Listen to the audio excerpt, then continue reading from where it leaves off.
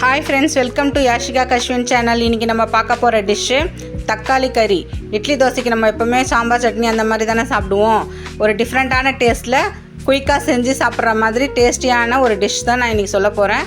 தக்காளி கறி அது எப்படி செய்யலான்னு பார்க்கலாம் வாங்க. இது குக்கரில் ஒரு விசில் வச்சாலுமே போதும், வீடே மணக்கிற மாதிரி நல்ல ஸ்மெல்லாக இருக்கும், நல்ல வாசனையாக இருக்கும். குக்கரில் ஆயில் விட்டுட்டு ஒரு 2 பட்டை, நட்சத்திரம், 1 ஸ்பூன் சோம்பு, 1 ஸ்பூன் சீரகம் போட்டு தாளிச்சுக்கோங்க. அதோடைய 10 பல் பூண்டையும் போட்டு தாளிச்சுக்கோங்க. இதுக்கு நான் 2 வெங்காயம் எடுத்திருக்கேன். 2 வெங்காயமும் கருவேப்பிலையும் போட்டு தாளிச்சுக்கோங்க. வெங்காயம் நல்லா வதங்கின பேருக்கு 4 தக்காளி எடுத்துருக்கிறேன். 4 தக்காளியை போட்டுட்டு தேவையான அளவுக்கு உப்பும் போட்டு நல்லா குழஞ்சி வேகிற மாதிரி நல்லா மசிச்சுக்கோங்க.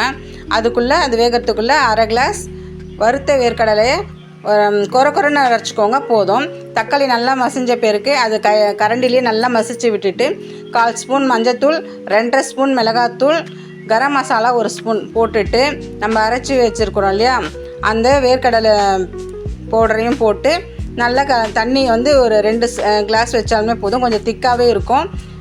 தண்ணி ஊற்றிட்டு நல்லா கிளறி விட்டுடுங்க. கிளறிட்டு குக்கரில் ஒரு விசில் வச்சாலுமே போதும், சூப்பராக ஆகிடும். இறக்கும் போது கொத்தமல்லி போட்டு இறக்கிடுங்க. அவ்வளவுதான், தக்காளி கறி ரெடி. இந்த வீடியோ உங்களுக்கு பிடிச்சிருந்தா ப்ளீஸ் லைக் பண்ணுங்கள், ஷேர் பண்ணுங்கள், சப்ஸ்கிரைப் பண்ணுங்கள், பெல் பட்டனை ப்ரெஸ் பண்ணுங்கள், கமெண்ட் பண்ணுங்கள். செஞ்சு பார்த்துட்டு எப்படி இருக்குன்னு. செஞ்சு பார்த்தீங்கன்னா கண்டிப்பாக நல்ல ரிசல்ட் தான் வரும். Thanks for